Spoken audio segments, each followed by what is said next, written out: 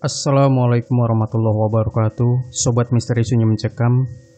Pernahkah Anda tinggal sendirian di rumah yang dipercaya oleh warga masyarakat bahwa rumah itu rumah berhantu, dan itu tidak hanya setahun 2 tahun, melainkan 8 tahun?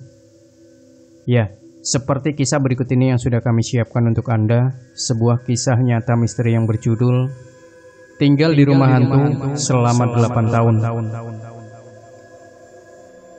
Setiap kota memiliki sejarah masing-masing, setiap kampung memiliki cerita masing-masing, setiap rumah memiliki kisah tersendiri, dan kisah berikut ini adalah kisah hantu yang terjadi di sudut utara Yogyakarta. Saya tinggal di sebuah kampung yang konon dulu lumbung bekas korban PKI. Cerita ini benar atau tidak, yang jelas banyak tetangga mempercayai kisah tersebut. Dulu orang tua saya ngontrak di sebuah rumah petak sederhana. Saking sederhananya, harganya pun sederhana. Pemilik rumah mengatakan dari seluruh rumah yang dikontrakan, rumah ini adalah yang termurah. Karena saat itu orang tua tak ingin mencari-cari lagi.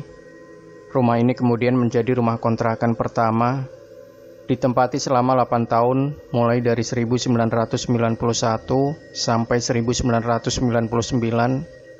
Sekilas tak ada yang aneh, namun kalau dilihat dari luar, rumah ini memang singgup, seperti ada makhluk asing yang menempatinya.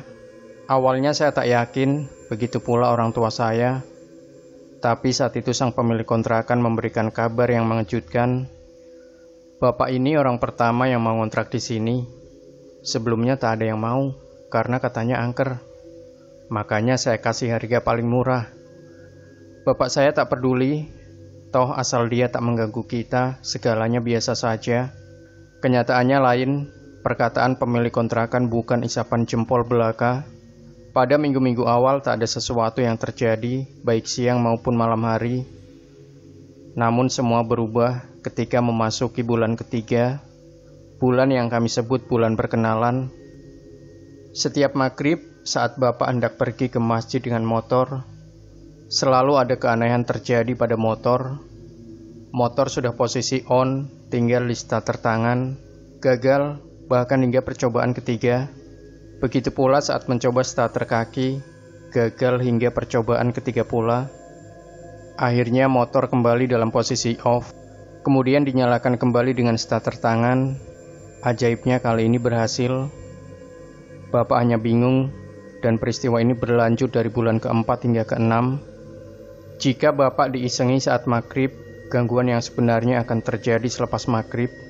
Kadang ada ketukan tak jelas di langit-langit, tapi gangguan lain lebih banyak terjadi di area pagar. Kejadian paling mencengangkan terjadi saat menjelang tidur. Saya adalah orang terakhir yang tidur. Maklum saat itu musim film Baywatch atau MacGyver, jadi sayang untuk dilewatkan. Menjelang film selesai, ada ketukan di pintu sebanyak 3 kali. Awalnya saya hiraukan, kembali diketuk 3 kali. Saya anggap angin lalu. Bukannya berhenti, malah menambah ketukan hingga menjadi 5 kali. Karena kesal, saya membuka pintu tersebut dengan paksa. Dan kamu tahu apa yang saya lihat? Sesosok perempuan dengan sepasang gigi terjulur hingga menyentuh kaki. Belum lagi lidah yang berwarna kecoklatan hingga menimbulkan bau amis. Dan yang paling mengerikan adalah matanya. Kamu tahu Mad Eye dalam film Harry Potter? Ya, begitulah bentuknya. Saya menangis sejadi-jadinya. Bapak dan ibu saya yang mungkin sedang memadu kasih terbangun seketika. Bapak lari ke depan melihat saya menangis, kemudian memeluk saya, menenangkan. Saat Bapak mengecek keluar, tak ada apa-apa. Hanya angin yang berembus dari selatan menuju utara. Setelah peristiwa itu, saya lebih suka tidur awal, melewatkan 2 film tersebut. Apa boleh buat, daripada saya bertemu dia lagi.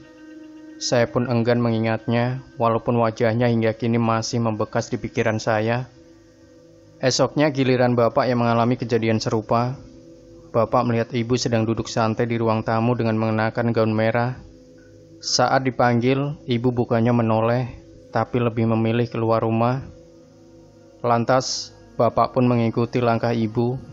Saat menuju halaman, terdengar suara ibu memanggil bapak dari dapur. Karena terkejut, bapak menoleh ke belakang dan menjawab panggilan ibu. Namun sepersekian detik bapak berpikir, kalau dari belakang suara ibu, maka di depan bapak itu siapa? Saat kembali menoleh ke depan, dia sudah tak ada, hilang, lenyap tak berbekas. Bapak hanya terdiam dan berdoa.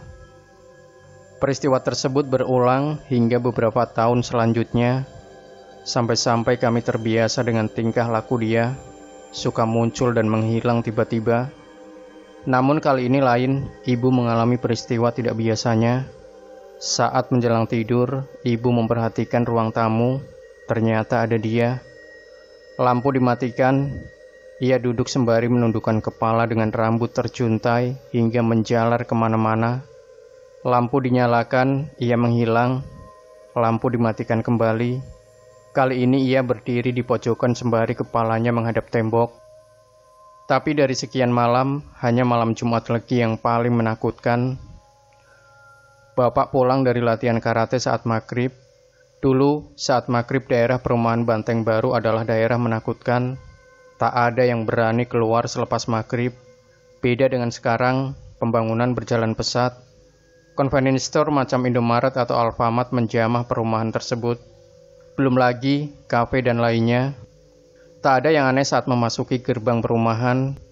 Namun sesampainya di lapangan sepak bola yang sekarang berubah menjadi Indomaret, ada yang menggelendoti bapak. Saat melihat spion tak ada wajah.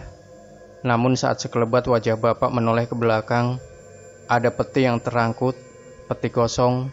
Entah maksudnya apa. Sesampainya di rumah, bapak menceritakan peristiwa tersebut kepada kami. Kami hanya bisa berdoa. Namun, tiba-tiba ada suara wanita menangis di halaman.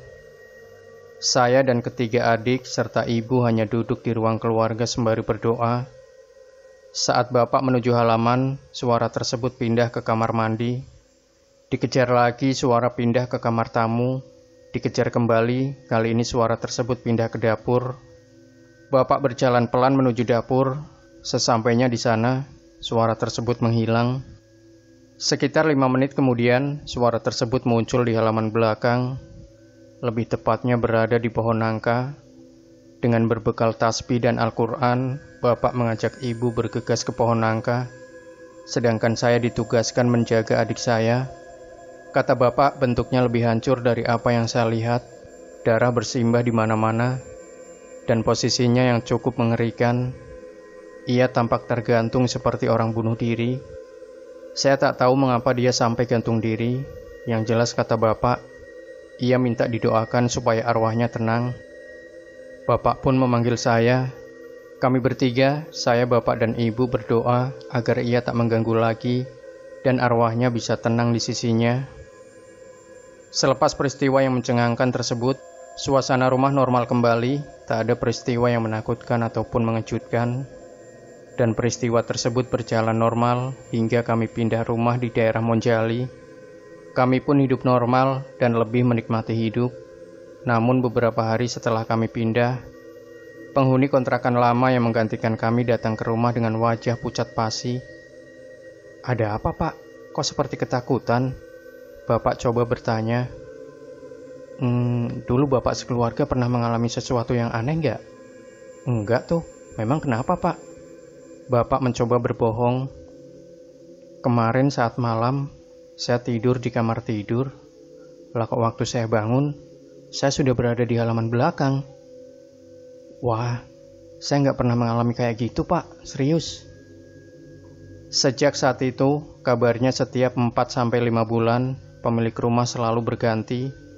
Kadang kalau ada pemilik yang menempati sudah menjelang setahun, rumah tersebut direnovasi agar nyaman. Tapi baru mau diselesaikan, sang pemilik justru pindah. Aneh, hingga kini renovasi terus berjalan. Saya tak tahu siapa yang menempati sekarang. Yang jelas, saat ini ada julukan untuk rumah tersebut, Kandang Bubrah. Demikian Sobat Misteri Sunyi Mencekam. Jangan lupa berikan komentar Anda, like, share video ini, subscribe channel Sunyi Mencekam, dan kembali nantikan cerita-cerita misteri terbaru dari kami. Wassalamualaikum warahmatullahi wabarakatuh.